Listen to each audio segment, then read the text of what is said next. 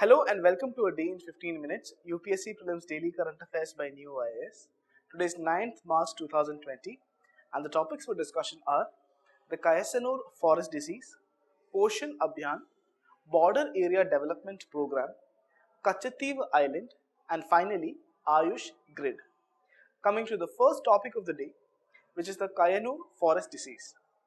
Now this is in news because a 48-year-old woman has actually died of the Kyasanur forest disease, also called as monkey fever, in Wayanad in Kerala. Now coming and talking about the forest disease, the Kyasanur forest disease is a tick-borne viral hemorrhagic fever which is endemic in South Asia. The virus is actually transmitted to human beings through parasitic ticks which latch onto monkeys. Now, the disease is caused by the Kyasanur forest disease virus, that is KFDV. Now, understand this virus is actually a member of the virus family of the Flaviviridae, which also causes yellow fever as well as dengue. Now, as of now, we do have a vaccine for the Kyasanur forest disease, and it is being used in the endemic areas of India. Coming to the transmission of this disease, the transmission to humans may occur after a tick bite or contact with an infected animal. However, no person-to-person transmission has been described till now. Now, rodents, shrews and monkeys are the most common host of the Kyasanur forest disease after being bitten by an infected tick. Coming to the symptoms of this disease, fever for more than 12 days accompanied by cough, headache, diarrhea and vomiting are few of the symptoms, and the fever is actually followed by disturbances, tremors and vision deficits. Basically, mental disturbances will be there along with tremors and vision deficits. Now, in India, the disease was first reported in 1957 from the Shimoga district in Karnataka. Now coming to the next topic of the day, which is the Poshan Abhiyan. Now this is a news because government is implementing the Poshan Abhiyan, which was earlier known as the National Nutrition Mission, to address the problem of malnutrition in the country. Now coming and talking about the Poshan Abhiyan. Now, the Poshan Abhiyan is a flagship program of the Ministry of Women and Child Development. The Poshan Abhiyan was launched in 8th March of 2018 and understand this Abhiyan actually aims to reduce malnutrition in the country in a phased manner through a life cycle approach by adopting a synergized and result-oriented approach.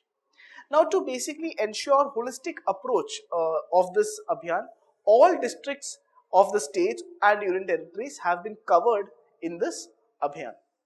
Now, the target of the mission is to bring down stunting among children in the age group of 0 to 6 years old from 38.4% to 25% by 2022.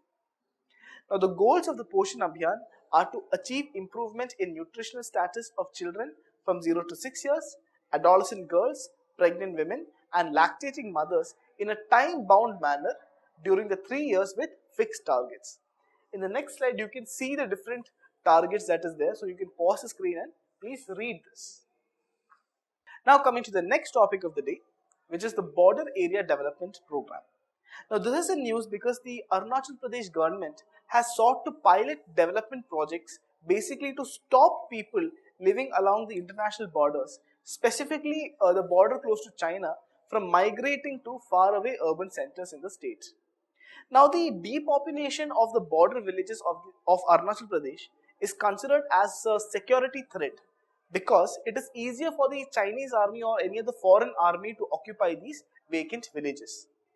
Arunachal Pradesh generally shares around 1080 kilometers border with China, 440 kilometer border with Myanmar and 160 kilometer border with Bhutan. Now, the state has actually sought development projects under the Border Area Development Program basically to stop this migration of the people in the rural areas of the state going towards the urban areas in the state. Now, coming and talking about the Border Area Development Program. Now, it is implemented by the Department of Border Management, which is coming under the Ministry of Home Affairs. Now, this is implemented through the governments, the state governments, as a part of a comprehensive approach to border management, and understand this is a centrally sponsored scheme. Now, the program aims to meet the special development needs of the people living in remote areas and inaccessible areas situated near the international border through convergence of the central, state, border area development program and local schemes. So all the different schemes from the center, the states, the specific program, also from local programs are going to be converged together, and then they will start, making a synergized program for the development of these border regions. Now this was started in the western region during the 7th 5-year plan period.